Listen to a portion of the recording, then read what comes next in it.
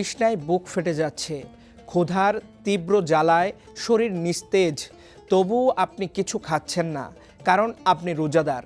আপনি কি জানেন, বিচারের ময়দানে এমন অনেক মানুষ দাঁড়াবে যাদের রোজার খাতা একদম শূন্য থাকবে। আজ আমরা এ সম্পর্কে একটি হাদিস জানব।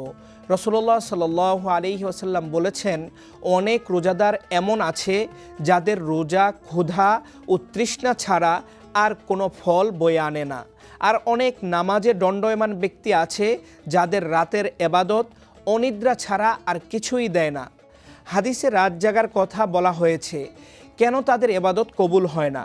কারণ সেখানে ইখলাসের চেয়ে লোক দেখানো ভাব বেশি ছিল। তাদের শরীর জায়নামাজে ছিল, কিন্তু মন ছিল দুনিয়ার হিসাবে কিংবা ডিজিটাল পর্দার রঙিন নেশায়।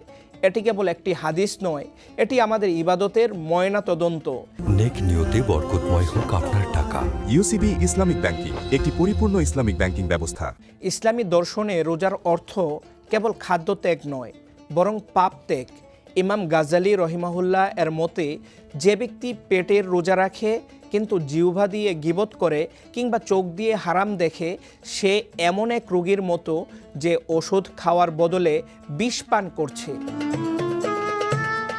আমরা দিনের আলোয় হালাল খাবার ছাড়ছি, কিন্তু রাতের অন্ধকারে হারাম বিনোদনে মত্ত হচ্ছি। আমরা সারা রাত দাঁড়িয়ে নামাজ পড়ছি ঠিকই, কিন্তু আমাদের অন্তরে আল্লাহর মহত্বের চেয়ে মানুষের প্রশংসা পাওয়ার বা লোক দেখানো ভাব বেশি।